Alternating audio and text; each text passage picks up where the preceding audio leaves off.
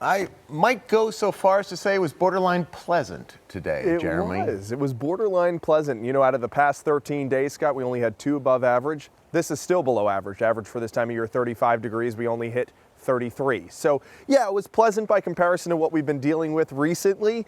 And it's definitely pleasant by comparison to what we're going to be dealing with next week, with high temperatures only in the mid-teens.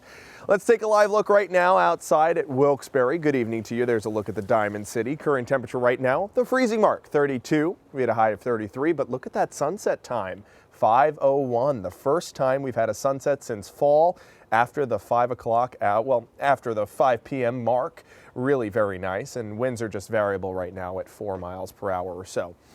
Temperatures got up into the upper 30s for Williamsport and Selinsgrove, 33 for Avoca, only up to 29 in Mount Pocono, but that's a welcome change by comparison to yesterday where you were only in the teens all day.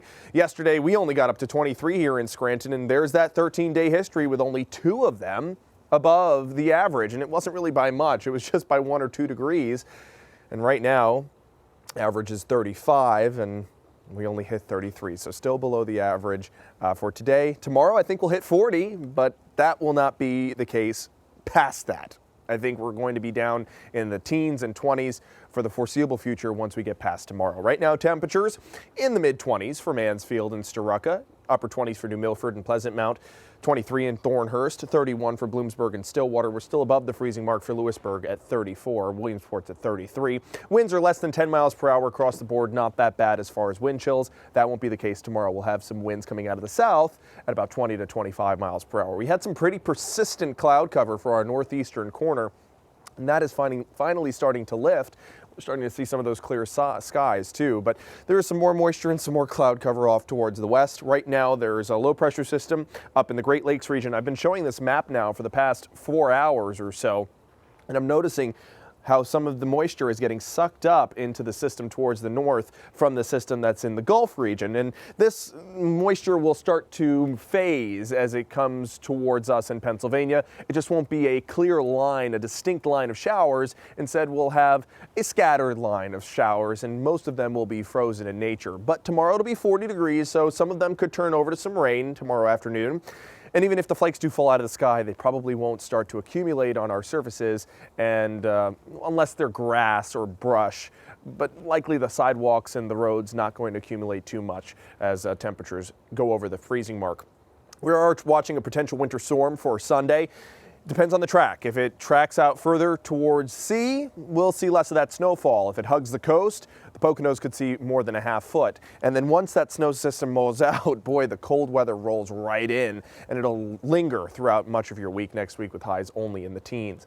Here's a look at future clouds and radar. We'll have clear skies for the next few hours before the clouds start to increase after midnight. By tomorrow morning, overcast skies. Here are those snow showers that are currently in the Great Lakes region. They'll roll into northern Pennsylvania by late morning tomorrow. Then notice some moisture come up from the south.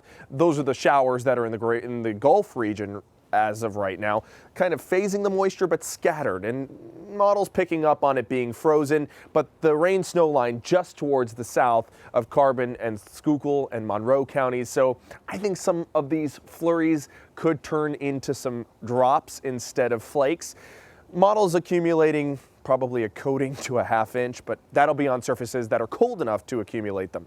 The roads, the pavement, the sidewalks, probably not going to have a half inch of snow on them, but maybe a half inch of snow could fall out of the sky. Tomorrow, your wind gusts could be up to 25 miles per hour for Hazleton and Wilkes-Barre.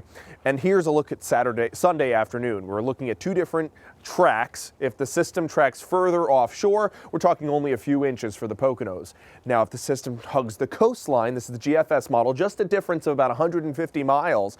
This could bring more snow further towards the west and that heavier snow band setting up over the Poconos. So some models indicating 1 to 3 inches, other models indicating more. I'm going with the more conservative values. I really think that's what's going to happen. The system will pull further offshore, but a pretty significant snow band setting up for the Poconos and the southern tier throughout the afternoon hours on your Sunday.